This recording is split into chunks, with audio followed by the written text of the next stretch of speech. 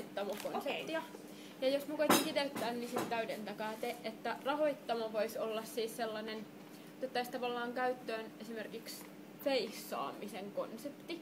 Että meillä olisi tämä rahoittamo-organisaatio, ja sitten kun mulla on jotkut talkoot, niin mä voisin hakea sieltä niinku rahoittamon feissarin liivin ja lippaan ja lähteä keräämään niinku rahaa sille mun talkoolle. Ja jos se on niinku hyvän kuuloinen talkoo, niin ihmiset osallistuu. Jos se ei ole, niin ne ei osallistu. Eli tämä kriteeristöhomma tulee niinku suoraan ratkaistua siinä. Ja sitten sen ikään kuin virtuaaliulottuvuus olisi sitten tämmöinen one-click-tyyppinen niin kuin nettilahjoittaminen, joka toimisi ihan samalla tavalla, että mä saan itse päättää, ketä mä haluan rahoittaa, ja epäkiinnostavat jää ilman rahaa, ikään kuin kansalaisnäkökulmasta epäkiinnostavat. Ja sitten me mietittiin, että niitä kansalaisia, jotka sitä rahoittamista tekee, niin voisi olla yhtä hyvin siis kansalaiset kuin yrityskansalaiset, kuin ehkä julkishallintokansalaisetkin. Siis että mikä estää sitten jotain yritystä, kun ne niinku tekee semmoista mainepesua, niin sitten valitsemasta sieltä niinku omaan pirtaansa sopivaa jotain talkoota sen sijaan, että ne antaa rahaa jonnekin Punaiseen Ristiin.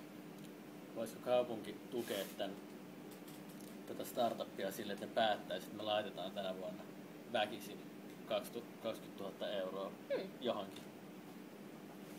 Ja sitten sulla oli tämä mahtava niin kuin jäljittämisen pointti, että, että jotta niin kuin niillä, jotka sitä rahaa on antanut, niin olisi joku mahdollisuus päätellä, onko se mennyt hyvään vai huonoon tarkoitukseen, niin että sitten vähän tulee ehkä toi pankkiulottuvuus, että sitten niillä rahaa saaneilla olisi niin kuin velvollisuus jotenkin dokumentoida, että miten se niiden juttu on mennyt. Ja myös, että sitten tietty epäonnistumisista kerrottaisiin ja sitten ne opit tulisi jotenkin niin kuin jakoon silleen yhteisesti. Niin toi nivoutu että tämä malli lähtisi toimimaan, niin nivoutu siihen epäonnistumiseen hyväksymiseen, eli vaikka joka 10. projekti menisi pieleen.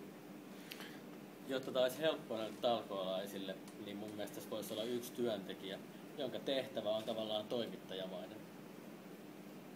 Jälkikäteen raportoida Twitterissä vaikka, miten tämä on. Niinpä, joo. Sellainen.